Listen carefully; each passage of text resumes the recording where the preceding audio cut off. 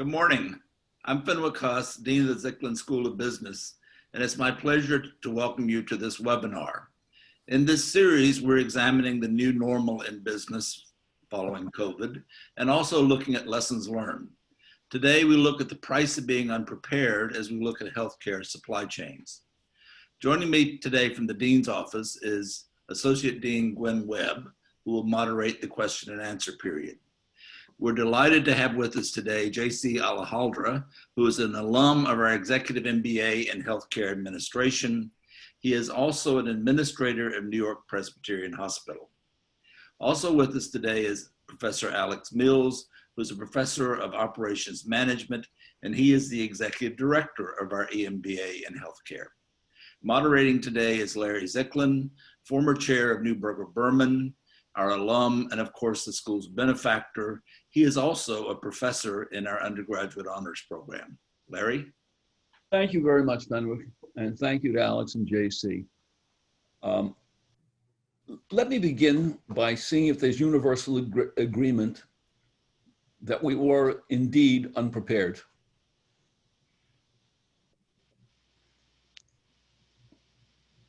I mean, I think this is actually a provocative question, right? Because could anyone ever be prepared for this type of pandemic, right? Like, what would it actually take to have been fully prepared? And when we talk about both in terms of being able to treat patients, but also having materials and supplies, which I know is something that we want to talk about, and just being able to sort of communicate what it is that people ought to do in a pandemic. I don't know, JC, what do you think?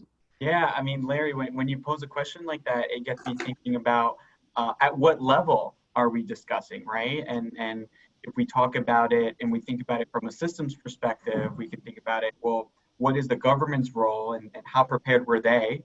At the state level, what were we talking about then? And it's certainly at the local level, you have to think about either at health systems or individual practitioners, what their involvement was. So really thinking about at what level are we discussing, really getting to Alex's point, which I agree. I think it is a very provocative question and thinking through all those different levels there. I bet we could probably agree, though, that we could have been better prepared. Okay, if we just agree on that, yeah. Then the question is, when you have a pandemic that's global as opposed to regional, geographic, mm-hmm. Can you really be prepared no matter how astute you are when it's global? Yeah, this is one of the things that really got exposed, I think, in this pandemic, is how global the economy has become and how global the market for certain types of supplies and things has become. Where, if there, when we have a pandemic, we think, okay, it's increasing demand for healthcare services, it's increasing demand for supplies. And if that happens just in one place, then you can respond by having some flexibility, move things around. But if it happens everywhere at once, suddenly we realize that, our hospitals were dependent for supplies on factories in China, some of which were even in Wuhan. Yeah. And had to shut down at the beginning of the pandemic. Absolutely. And, and we saw it, speaking with fellow administrators here in New York, right? Thinking through supply chain wasn't necessarily something that, as administrators, we stay up at night thinking about, right? I think there were sort of very clear delineated lines there. But to Alex's point, it became very clear very quickly. Okay, well, now we need to better understand, where are these gloves coming from? Who's making our masks, right? And the locations became very important, whereas before, it wasn't as top of mind and front and center. Thinking about what the systems we use for supply chain as well, right? And how well were they able to proactively say, okay, we're gonna need X number of gloves at a certain time, and how can we meet the demand that's coming in? And so it certainly created, this thought process of, okay, even though we may be in New York or in a specific epicenter, really the way that we're operating is tied into this very global level perspective. And it became front and center. Well, let me ask you a question, JC. When did you recognize, when did your institution recognize that we had a severe problem? Yeah. Well, I think in the New York metro area, we had the first case that came into one of the New York hospitals at the beginning of March, right? And up to that point, I think New York area hospitals had been doing what they could, to say, okay, we feel that we can manage, with an understanding of, X number of patients may be coming in or what may be happening. I don't think anyone foresaw the flood that began to open up as we got into April, and so I think it was really towards the end of March, early April, when, we started seeing widespread community transmission, right? EDs, not just in one specific area, but across the board being completely inundated. And then, to Alex's point before, from a supply chain perspective, thinking, oh, we have no masks, we have no gowns, right?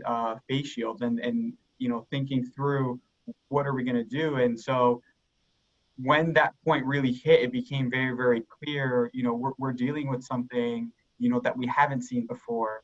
And what are we going to do about it moving forward?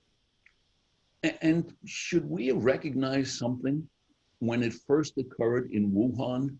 In this world that Alex talked about before, which is so integrated, we're flying, we're shipping, we're going on boats, we're on rails. Everybody's in everybody else's country.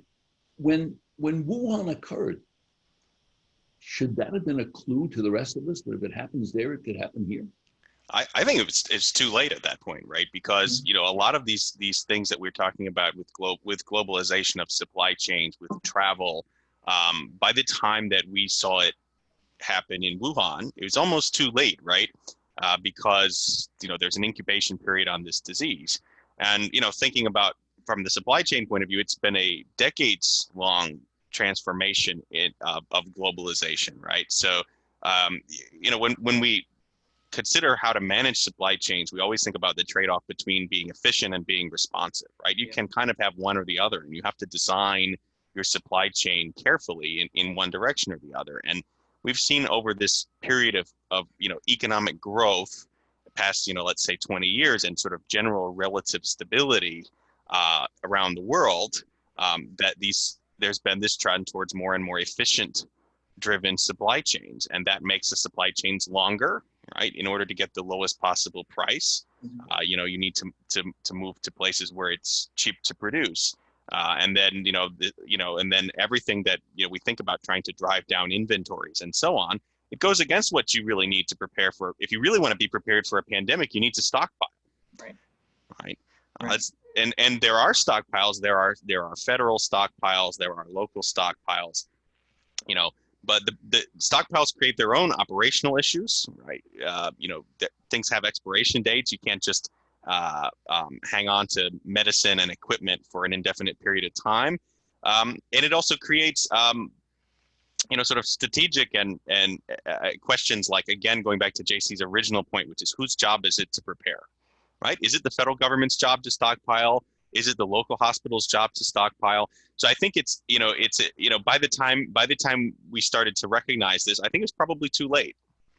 Yeah, and to that point, healthcare is a very regulated sector, right? And so when we think about, okay,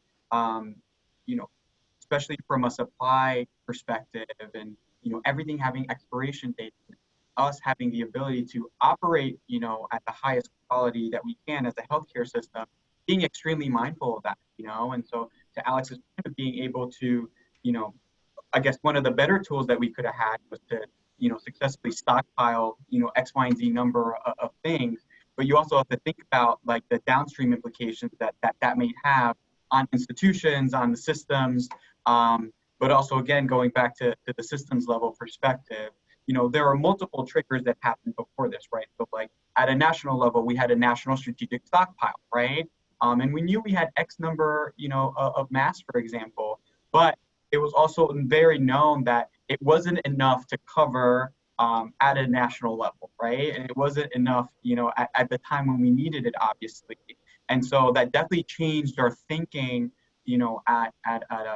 at a local level and at a systems level to think, okay, well, how do we respond to this when there is a lack or a void of leadership, you know, at a higher level from a government perspective. Well, can any other institution other than the federal government be responsible for a national pandemic and figuring out policy and determining stockpiling and setting the regulations? Who else could possibly do that? So, I mean, I've worked with what are known as healthcare coalitions, which is part of the National Preparedness Plan, which are local, you know, sort of quasi-governmental, quasi-private sector organizations. You know, and so I think you can build this from the ground up, actually, right? You can say, you know, let's get all the hospitals in a metro area together. Let's get them to agree to work together to coordinate on certain things. You know, even before this pandemic, I have news for everybody, which is that we did not have a great excess supply of ventilators. You know, ventilators, one of the early things that became short of supply. So ventilators, complex piece of equipment. It's, you know, it requires a lot of maintenance. It requires special training to operate. And so long before we had this pandemic, you know, hospitals and communities were dealing with shortages of ventilators in flu season. And so this idea that, you know, on a local level, that groups of hospitals would get together and agree to coordinate and share information on things like where are the available ventilators in our community, that's long been recognized, I think, in the emergency preparedness sector. And that's got to be a key piece of the puzzle. The problem gets to what happens when the demand is so large that, you know, having information about where the available ventilators isn't useful anymore. And that's when you have to say that some higher level, presumably government, would have to play a role.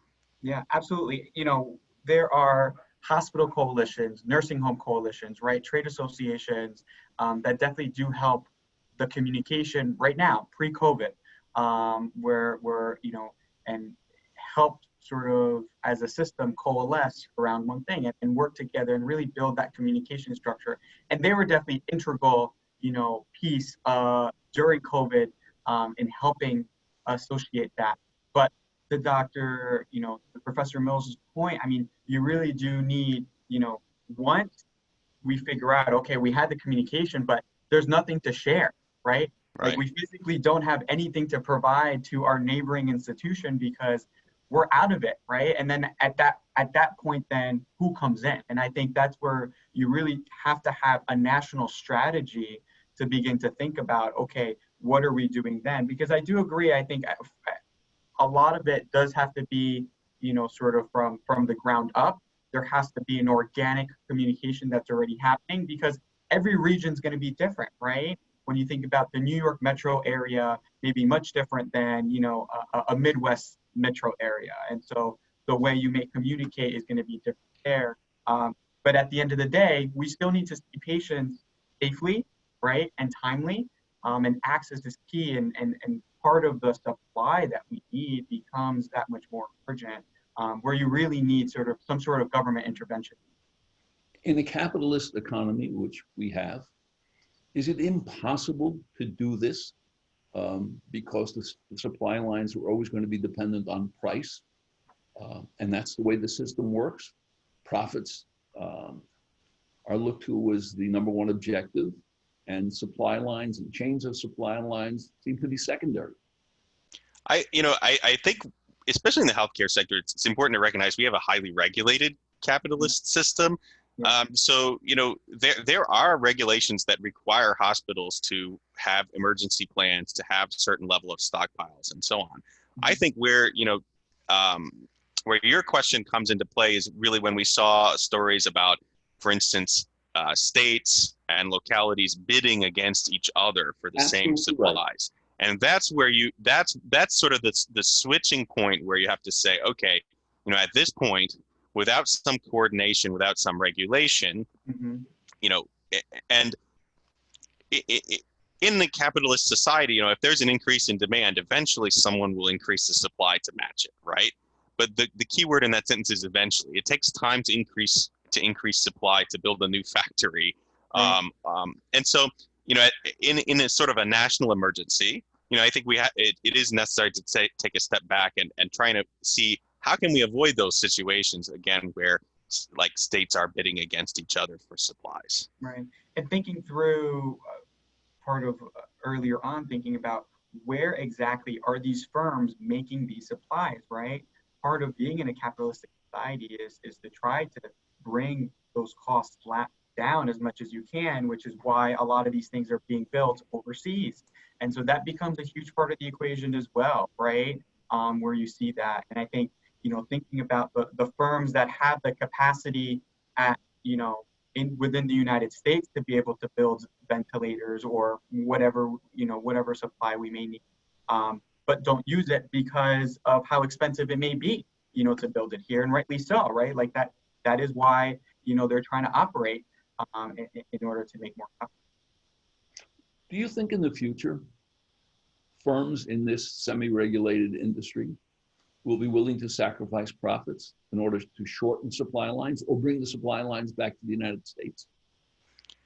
Well, you have to pay for responsiveness, right? So if you go back to what I said, there's a trade-off between efficiency and responsiveness in supply chains, and it's fundamental, right? So you have to decide what level of responsiveness do I need, and then design the supply chain for that.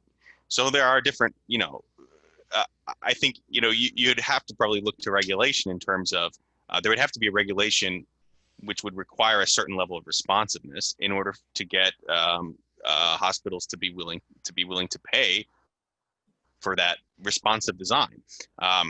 Again, I think that's a good question for policymakers, right? Where is that switch? Where is the right level? What probability event do we have to protect against, right?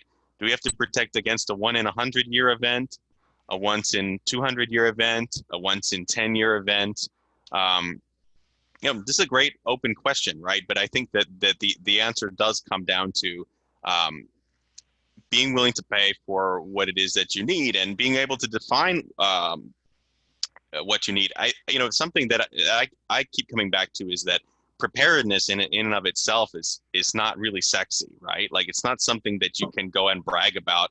If there's nothing bad happens over the whole year, and you kind of like writing up your annual report about your hospital, you can go back and say, well, you know what, boy, we were really well prepared, right? Everybody will just kind of shrug because, if you're really well prepared, you don't notice, right? When nothing happens. And so it takes an event like this, I think, to sort of start to swing the pendulum the other way, to say, okay, now let's, you're going to see, obviously, in the next few years, probably great focus on preparedness. And the question will be, can we kind of keep that up, or is it going to wear off as we go let's say we go another 5-6 years with no major, national healthcare catastrophe? Will we kind of get back to that old way of doing things? And to fill in the void, some of the, one of the things that comes to mind is how do either, individual firms or health systems begin to innovate, right? So in the void of what Alex just described, where there might be some sort of government intervention at a policy level and thinking through, how can we get this by, at what level do we want to prepare? As a health system, you still have to prepare, right? You can't wait for this to come down ASAP, because patients are going to be coming to your door 24/7, right? And so we saw a little bit of that, from an innovations piece where, some health systems, for example, began to 3D print, their own masks, thinking, okay, even within what we have, what we can control, what can we do, right? When we think about sort of testing capacity, right? Individual systems and hospitals or practitioners got together and said, okay, we are going to, build some sort of lab capacity that maybe wasn't there, right? And thinking that some of that. So I think innovation, not only on the individual level, but also on the supply chain side, to make it that much more nimble and responsive, to events that might come down. Now, on my end, I don't think that's the sole solution, right? Like, there has to be some sort of policy level intervention that comes with it as well, to help promote some of this as well. Where does that policy level intervention come from? I think you have to see it, from a state level, and I think from, Washington itself. When you think about healthcare, it is very fragmented to begin with, pre-COVID, right? We talked a little bit about the communication piece. When we think about access and access to care, it's always been a very fragmented system. And so, one of the ways that you can help bridge that gap there, in thinking through, is saying, okay, this is our national strategy. This is our broad national strategy. And let's think about like testing, for example, right? We want this capacity, like this is what we're trying to do at a national level. And here are different ways to get to it. And then thinking about it from a state and local level to say, okay, this is our directive. How can we get there? What can we do? I think the answer, given the system that we currently have, the answer has to be Medicare, because Medicare is the one payer. It's a behemoth. Everybody accepts it. And so to the extent that you want to make a change and make a change stick, because this is what I was really talking about in terms of, everybody is investing in these innovative things right now. And the question is, are they going to keep investing in them, right? These things like 3D printing, like lab capacity. We've seen Medicare do policies, and sometimes they do it in a very blunt way. For instance, with readmission reduction, there was a point where they said, we really want to tackle readmissions, and they basically told hospitals, if you don't get your readmission numbers down, we're going to whack 2% of your Medicare payments. Which again, it's a very, they're basically taking a hammer to the problem, but it worked in the sense that you got pretty much every hospital in the country to focus and invest on the type of programs that actually impact readmissions. And that actually impact quality. So one of the problems I see with emergency preparedness is that we treat emergency preparedness, and especially these innovative type of things, these are the type of things tend to get funded through grants, right? You get some grant money to try something new, and then you show, hey, this increased our preparedness, but now suddenly the grant is over. Yeah. Who is going to continue paying for it, right? And there's not a clear answer to that oftentimes in the emergency preparedness realm. So I think, Larry, to answer your question of, again, given what we have in this country right now is, if we want to put a renewed focus on emergency preparedness, I see Medicare as the only, there has to be some kind of carrot or stick coming from Medicare that has to have money attached to it. Yeah. And does the initiative come from Medicare, or does the initiative come from Washington to Medicare? Get this done. Well, one thing that's interesting in thinking about, during COVID, systems had to virtualize as much as possible, right? So telemedicine really became, front and center. And in thinking about telemedicine and creating that access, there were changes, to payment models to say, okay, we are going to reimburse you now for the care that you're doing virtually, right? A lot of that came from, the bottom up in individual systems, lobbying to say, hey, we are trying to provide this care. We want to provide this care, but to Alex's point, we need some sort of carrot at the end of the stick, right? If we want to invest in this infrastructure right now, we're building this plane as it's flying. We really need some sort of some carrot at the end there. And you saw that, with some of the reimbursement models that did change, that begin to say, okay, for, X telemedicine visit, you'll get, this reimbursement. Putting the telemedicine visits at parity with an office visit, which has never been the case until, as far to my knowledge, it's never been the case. To the extent that telemedicine visits had been reimbursed, it was at a lower rate. And that is, that's a good example of something that's changed. It's also a good example of something that's probably going to stick around to some extent, right? You look at post-COVID, and you think about, okay, we've learned from this. What sort of medicine can we deliver through telemedicine? Can we care for chronic conditions to a certain extent through telemedicine? And you think about the benefits, not only, and obviously saves a patient from going, having to travel and so on, but if you think about, I hate going to the doctor because I'm always scared that I'm going to pick up some sort of illness, right? when you're there. So think, telemedicine, perhaps telemedicine can also help reduce, transmission of contagious diseases like the flu in the future. So you see these type of innovations. And again, I think with emergency preparedness, you could see from the bottom up, basically health systems demanding some sort of payment for this because they've been forced to do it, particularly here in New York. They've been forced, and JC knows more about this than I do because he's been there, on the front lines. They've been forced to innovate, and they've been forced to transform, parts of the hospital into a COVID ward at basically no notice, and they're foregoing the revenue from, whatever hip replacements or whatever you would be doing in that space if there wasn't a pandemic. So I think you will see hospitals sort of demanding, like, okay, we spent a lot of money making these rapid transformations, and we want to know, like, when are you going to pay us back for it, or at least give us some sort of an incentive to maintain that capability? Right. Do we, in this society, have the potential for these kinds of initiatives when we can't even get a face mask initiative or a distancing initiative, which I think most scientists agree really work? They're cheap, they're easy, and we can't even do that. Or am I being too negative? I mean, I think, a face masking initiative is something that you're looking for buy-in of the total population. An emergency preparedness at the hospital level or at the community level, I think really only requires buy-in of people who are inclined to buy in, right? I think hospital administrators, community, let's not forget EMS systems, for instance. All of these organizations within the community would like to be better prepared. I don't think there's anybody out there in JC's position or equivalent at any of the other hospitals who looks around and says, I really wouldn't want to spend time making my hospital better prepared for whatever happens next.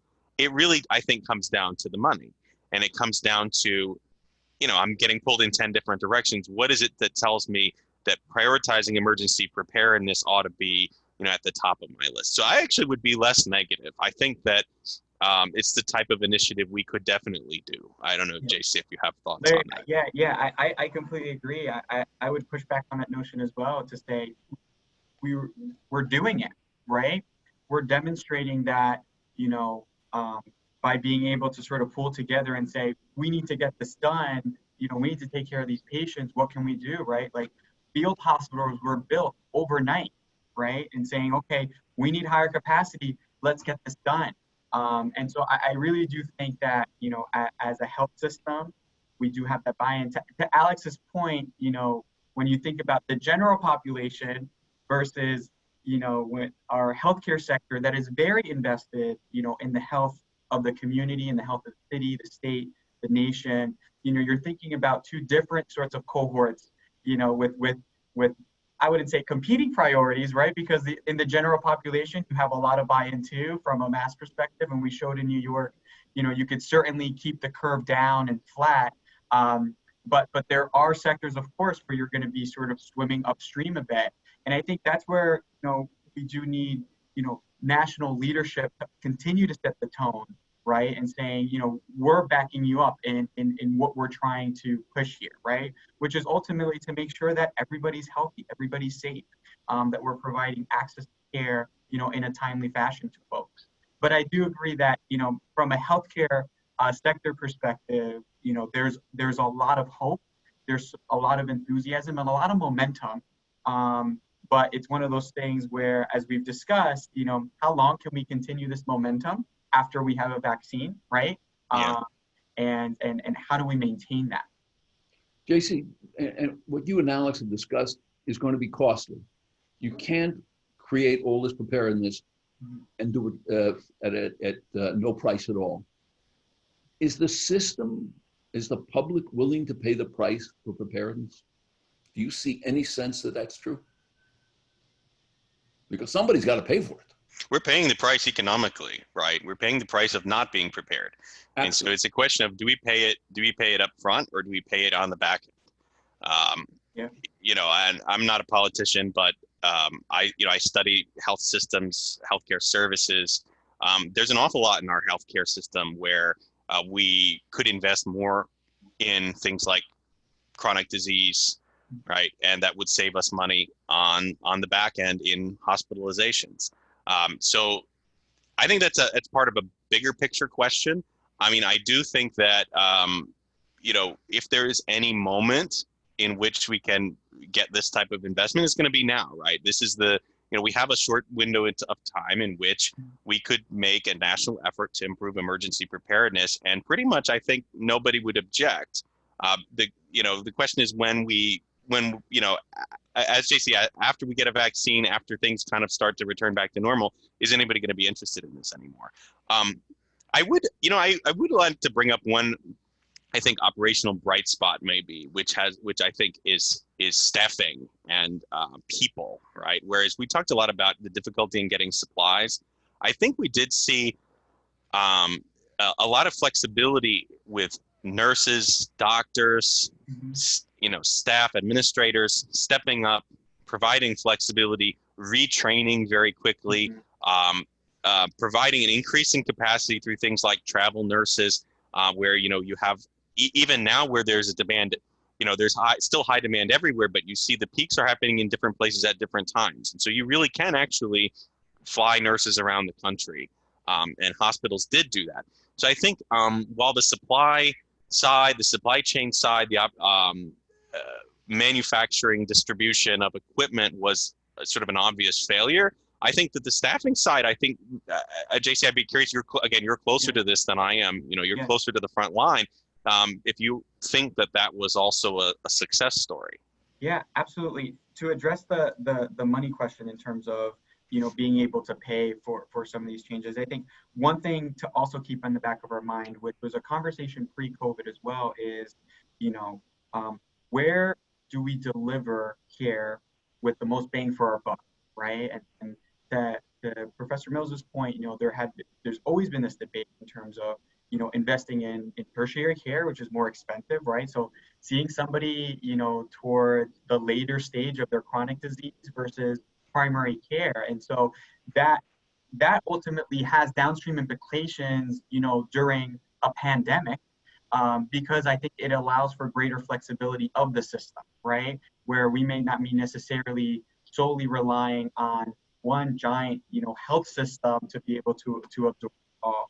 I do think from a staffing perspective, it has been a game changer to be able to think about staff not in a very specialized way, but more in a generalist way, right? And so one of the things that many of the New York City area hospitals had to do was convert pediatric floors into adult ICU floors, right? And so there had to be this thinking about, okay, well, how do we even train these pediatric nurses who maybe have never touched, an adult before, to be able to deliver high quality care? And that's happening now, right? So there's trainings that are happening not just in the New York metro area, but across the nation in retraining nurses and making sure that they're competent, not just in the floor that they're working in, but also in, general ICU, med-surg floors, to be able to be nimble and to be able to say, okay, let's do this. I also think, with the staffing piece, there's also looking at space, right? So we look at space differently now. So what might have been a conference room before, now we're thinking, okay, how can we convert this conference room into a potential, patient-facing area? And so I do think that, the two may go hand in hand as you think about. Now, you can create a lot of space and then not have the staff to fill it, right? And that ultimately becomes a problem. But like we saw with travel nursing, increasing our capacity, but also, looking at our retired servicemen as well, and thinking about, how to best leverage the workforce that we currently have of folks that have healthcare experience that may be sitting on the sideline right now, that maybe weren't necessarily trained as a nurse or as an ICU doc or ED doc, but could be leveraged in a pandemic type of experience, right? And in what way? So let me stay on this planning again. One of these days, we're going to have a vaccine, and it looks like it's going to happen reasonably quickly. Have we already planned what we're doing with this vaccine? Globally, which countries get this vaccine, on what basis? Yeah. And even nationally in the United States, who gets it first? 8 out of 10 of the victims, I'm talking deaths now, from COVID, come to people, as I understand it, 65 or older. Do they get a priority? Should they get a priority? What's being done in the planning? Yeah. There's an even like more basic question, which is how are we going to distribute the vaccine? Some of the candidate vaccines require things like refrigeration, for instance. So I mean, I don't have, Larry, the answer. I don't have a great answer to your question, right? Which is to say that we haven't probably had enough of a conversation about who is going to get the vaccine first. But I'll only just add the additional challenge of how are we actually going to distribute it, right? Is it going to be distributed through county health departments? Is it going to be distributed through physician offices, outpatient? Is it going to be distributed through hospitals? Could we partner? Is there an opportunity to partner with a private sector company that does logistics, a UPS or a Walmart, who has nothing to do with medicine, just to distribute it? I think that all these questions have to be answered together, because the answer to your question, which I don't know the answer to, impacts the answer to my question. Alex, I don't really expect an answer for how we do this. Yeah. I only want to know, are we working on the problem right now? Is there a group working on this and saying, here's what we're going to do when and if we have the vaccine? Yeah, at a local level, I could tell you, like from a health systems perspective, we can take lessons learned from, let's say, the flu, right? In the way that, we distribute flu vaccines and in the locations now. When we think about something like mass, vaccination, you really have to think about it, multi-layered, right? So it doesn't just fall on that PCP and you go into your doctor's office. There has to be, those local pharmacies have to be able to distribute of some sort, right? Like you really have to think about it. And when you think about communities as well, right? When we think about food deserts, there's also healthcare deserts as well in certain communities. And so as we try to say and look at, who was most disproportionately impacted by COVID, right? And there are mainly communities of color. And in communities of color, you have, access concerns to healthcare to begin with. And so as we're looking at how do we best distribute this vaccine, that comes top of mind as well, and thinking about, okay, these are the populations hardest hit, but they also happen to be populations that have the hardest time accessing care. So what are we going to do about it? And so in the past, for example, they've done, sort of mobile cars or mobile trucks, right, that have been able to bring in and vaccinate and so on and so forth. And working with local CBOs, right, as Professor Mills talked about, some of these non-traditional healthcare partners, and really trying to get to these populations that may be the hardest to reach, but were the most disproportionately impacted by the pandemic. Speaking of disproportionately affected, I guess the worst affected have been the nursing homes in the United States. And the nursing homes certainly weren't prepared for this. And I'm wondering, are nursing home reimbursements so low, and are their profit margins so low that they can't afford to be prepared? Yeah, I mean, this is a tricky issue, right? Because there are, the number of nursing homes, long-term trend in the number of nursing homes and the number of nursing home beds has been downward in recent decades.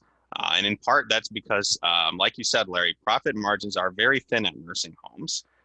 In order to make money running a nursing home, you need to have all the beds full all the time. And that's presented issues in COVID as well, because there have been, there's often the need when you have patients in intensive care to discharge them to a nursing facility for a short-term stay rather than to discharge them to home. So you have a couple of things going on, right? One is, obviously you don't want to mix the COVID patients with the general patients. So that requires creating COVID-specific nursing homes. But then you have just this general capacity problem. If there's nowhere, if the nursing home is full, there's nowhere to discharge the COVID patient, then they're backing up the hospital, which is like backing up at the front door of the hospital, which is the emergency department. But the answer to your question is absolutely yes, right? In nursing homes is a very thin margin industry, and I'll add another thing to the pile here, which is in addition to seeing nursing home closures, we've also seen hospitals spinning off their affiliated nursing homes, right? There was a time at which a lot of hospitals owned a nursing home, which would give, you a little more control and a little more coordination to say, let's have a preparedness plan that encompasses the hospital and the nursing home together. And, we've seen over the years, hospitals said, let's focus on our core competency and let's spin off the nursing home into a separate entity. And that has really fragmented things and left them, in some cases, out of the picture. Yeah, I do want to add, I think there's been such pressure on healthcare as a sector to be as lean as possible, and that's definitely certainly impacted, nursing home bed capacity as, hospital bed capacity as well. And that becomes part of the thinking moving forward, right? How do we rethink that capacity, right? In general, folks are running at 98% capacity because, operationally, not only is that the pressure, from a payer model perspective, but that has been sort of the thinking. We need to be as lean as possible. But in a surge, scenario like we just saw, that becomes a nightmare scenario, right? Because you only have a limited amount of beds available, and then it becomes this sort of toss and game where, to Professor Mills's point, right? The hospital needs to discharge this patient.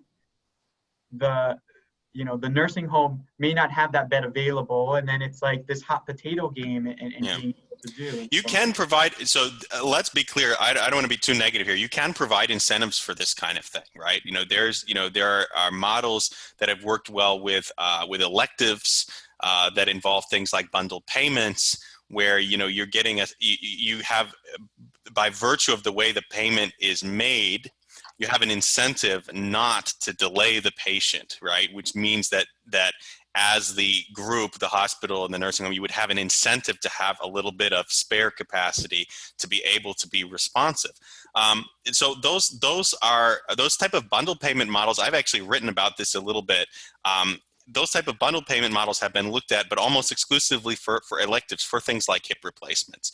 I think, we could easily look at something like that and be creative and say, how do we design different payment structures for emergencies, right? How do we have some sort of a scale where, if you're really well prepared, if you can handle the emergency smoothly, you get paid more? Yeah. I think possibly it can be done, right? And again, and where does that have to come from? Again, I think it has to come from Medicare, because they're the biggest payer. One thing to add to that is, the quality of care, right? And making sure that in whatever setting that care is given, that it's being done safely, right? And I know that that's been a big concern, especially in nursing homes, right? As we've seen, transmission and death rates within. And so how do we safely safeguard, those vulnerable patients as well, as we think through the issues of the bed capacity or bundled payment models as well. Well, those people have certainly suffered. These numbers on the aged are just incredible. This pandemic, people write about, resembles the pandemic of 1918. Not quite as serious, obviously, but still serious. Are we going to be seeing more of this? It seems to me in the last 10 years, we've seen some things that I hadn't seen before. Is this a little bit like climate change? The fires used to occur. Yeah, just look at the West Coast. Yeah, that's what I'm thinking about. And is this something changing in the area of healthcare and pandemics and viruses? Is the world changing? I'm not a virologist, but I have been told by some virologists or by biologists or scientists that the answer to your question is maybe yes, right? That, we talk about building infrastructure and things up to withstand, a 100-year flood or a 100-year hurricane. And we see places where we're seeing 200-year hurricanes in a 5-year period, for instance.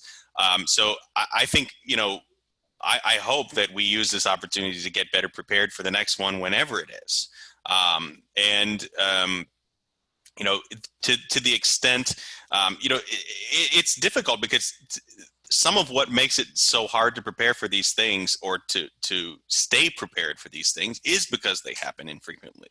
right? I certainly wouldn't want to wish us to have another pandemic anytime soon, but it is one of the problems with emergency preparedness is you are preparing against something that happens rarely.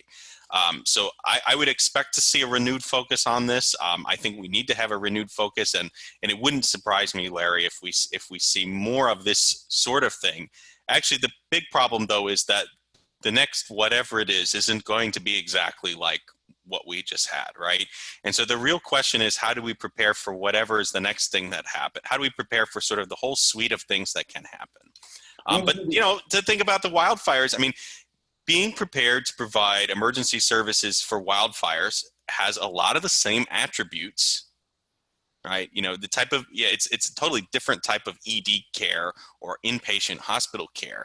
But a lot of these things about making sure you have the necessary supplies, making sure staff can be flexible, right? Making sure you can sort of respond to these things as they happen. There's a lot of analogies there. I think that this is really an engaging conversation. I think that we do have some questions here that I'd like to turn to. I know it's very, very hard to interrupt what is a compelling discussion here. One of the questions from the audience, and I'm going to read it verbatim.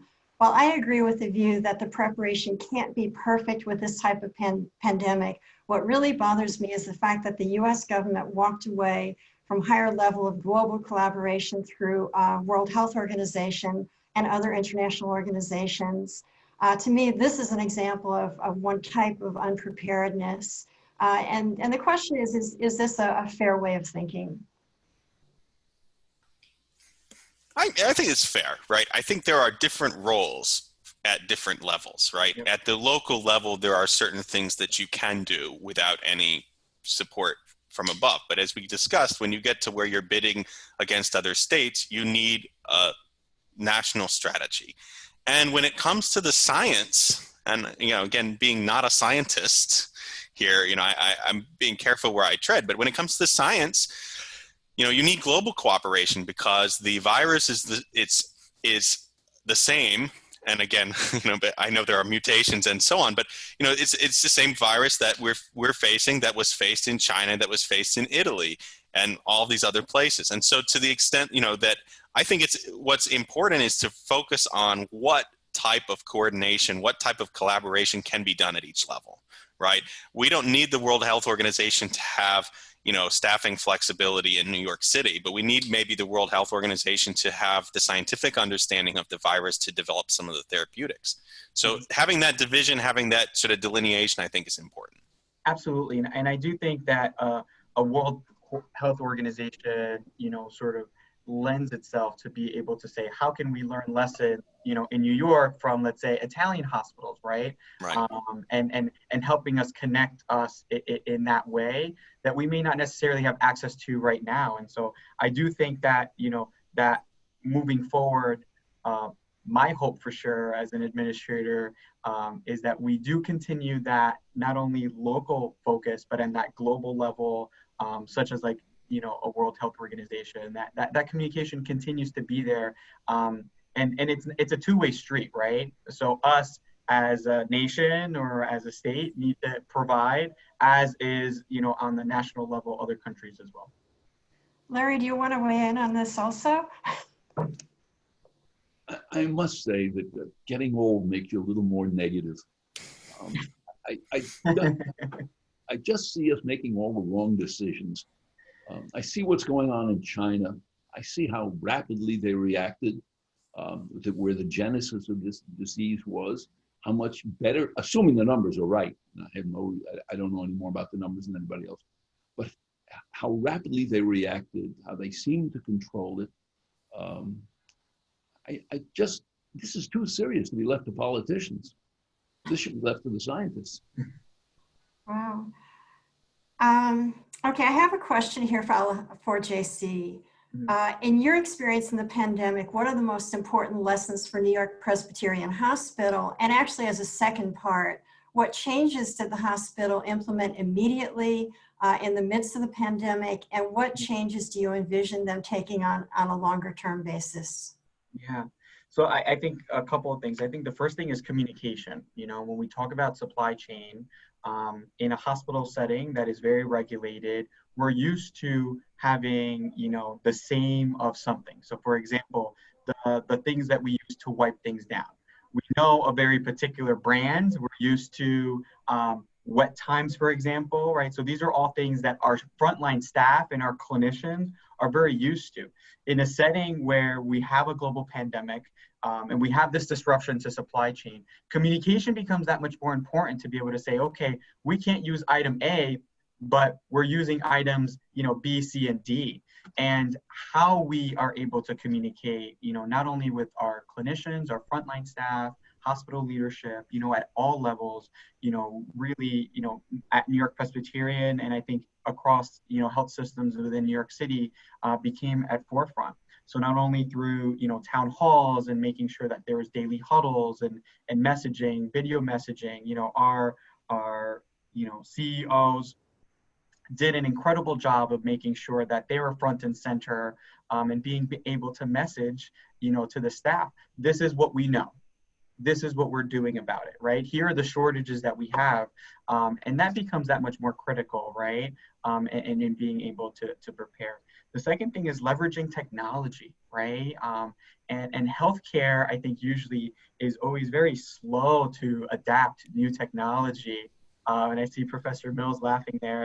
And so in a scenario like a global pandemic, we had to innovate so quickly, and technology became at the forefront of this. And we can speak for hours about supply chain technology and what new initiatives are coming in there. But something as simple as saying, okay, we are going to, speak to somebody via video, right? Became at the forefront. How do we leverage that technology and implement it across the way? How do we build applications that are really easy for the patient to use at home? And how do we integrate that much closer with our frontline clinical teams? And so I do think that sort of thinking and infrastructure change from a technology perspective really just becomes embedded in the DNA, right? Whereas before, maybe, that technology piece wasn't always there. It is now. I can tell you in every single meeting that I'm sitting in, that there's an IT component to anything that we're doing because it becomes that much more relevant and making us that much more ready for any second wave that may come away. As ready as we can be, with the lessons that we learned, of course. Okay, wow, that's interesting. We have some questions here for Alex Mills. In what ways do you expect the educational needs of healthcare professionals will change as a result of the pandemic? And also, you are the academic director for the Executive MBA in Healthcare Administration. What changes to the program and curriculum vision actually for the MBA in Healthcare Administration? Yeah, I'm going to piggyback off of what JC just said about communication, right? So we actually recently have increased our emphasis on business communication in the Executive MBA Healthcare Administration, and in our other executive programs like the Executive MBA program, they also have a renewed focus on communications. And but I'll take a little bit of a different tack. JC was talking about virtual, being able to communicate virtually and being able to communicate about what you have and what you don't have and what changes you're making. I'm going to go to the amount. This is I think the first time we've seen a pandemic where we have the amount of information that we have is overwhelming, right? If you go online, you go on social media, you go on news websites, you go on, websites of healthcare organizations, there's an overwhelming amount of information. Amidst that, there's a lot of misinformation, some of which is deliberate, some of which is not deliberate. It's just sort of like badly presented data, So when we say communication, we're not even just talking about, talking to each other or talking to your leaders or, the CEO talking to staff, but we're talking about how do we talk to the public, right? How do we, if I'm talking to someone who's running a hospital, how are they communicating with the public? There was a lot of confusion. Should I go to the emergency room? Should I not go to the emergency room? Like just these basic questions. How are we communicating data? And that's something that I really have put an emphasis on with our students in a way that's clear, that everybody can understand and that helps make your case for whatever it is you're trying to communicate. So I think that, despite us being virtual and having to do all this type of Zoom, I think the renewed focus on communication is going to be in the business education as well, a key trend, because we really are living in the age where there's so much noise, there's so much information. If you're really going to be a business leader, you have to be able to kind of break through that. Yeah. And if I can just piggyback as an alumni, of our healthcare MBA program, at Zicklin, for me, being in the trenches, especially at the height of COVID, really relying on a lot of the building blocks that I learned in business school, helped me out immensely. Things like, from an operations perspective to communication tactics and being able to, pivot quickly in a scenario that, is very hectic and also very unknown, right? Like this controlled chaos, so to speak. And so Yeah. I definitely do think that, being able to leverage those tools that, I learned in the classroom and being able to, apply in a very extreme scenario. All right, thank you both. And we have time for just one last question, and this is for Larry Zicklin. Aside from the pandemic, many Americans suffer from chronic conditions like diabetes and hypertension, among others. Recently, our focus has fully been on the pandemic. And in the webinar, Alex and JC have discussed many aspects relating to preparedness. In the press, we see a lot of mentions of changes in the use of artificial intelligence and telemedicine. All of them are spurred by our experiences with the pandemic. Following today's conversation, do you have the feeling that our experience, coupled with the lessons we are learning, is going to help us make our healthcare system more resilient in the future with regard to health issues aside from those of the pandemic? And I'm going to step ahead also. In the past 6 months, we have a heightened awareness and understanding of racial inequities in our society. As we go ahead in the future, whatever that might bring, do you feel that the responses of our healthcare system and the promises that we see are going to help effectively address those issues in addition? Wow. A lot. Let me tell you where I am optimistic on this. I'm optimistic on the science. I think telemedicine is a big change. It's not a temporary change, it's a permanent change. I've had the experience in recent months of using telemedicine quite a bit between my wife and myself. It is a very efficient methodology. I'm not saying it's perfect, but you get the doctor's attention. I don't need the doctor to give me an EKG. I know how to go around the corner and get a blood test from a lab. He can take my pulse using telemedicine. All the information, the amount of hands-on the physician performs these days is almost negligible. You use a physician to make decisions, to get a lot of information, put the information together and make a decision. That's what we need a physician for, not the rest of it. And I think this is a very efficient way to do it. I think it's going to be a revolution in medicine. And as the science improves, we'll be able to do more things online. So I think I'm really optimistic, again, based on my personal experience that I've seen. I think the fact that this racial injustice has been recognized, and the fact that people of color die far more frequently than white people, this stuff is now being ingrained into even the politicians' brains. And I think it's not going away. I think we will learn it. I think there's been kind of ignored racism that takes place, whether it takes place in hospitals or doctors' offices or anywhere else. It takes place. It's ingrained in our society. I think it's recognized, and I think it will be addressed. There, I'm optimistic. Thank you all. This has been a really, really engaging discussion. I think it's one of the longest running we've had so far in our series, which is testimony to how compelling everything you guys have discussed is. I want to thank you, JC Alejaldre, Alex Mills, Larry Zicklin. To our audience, we will be announcing the October webinar very soon. We'll have it on the website, and we will be emailing out to you all. Again, thank you, JC. Thank you, Alex. Thank you, Larry. Thank you. Thank you very much.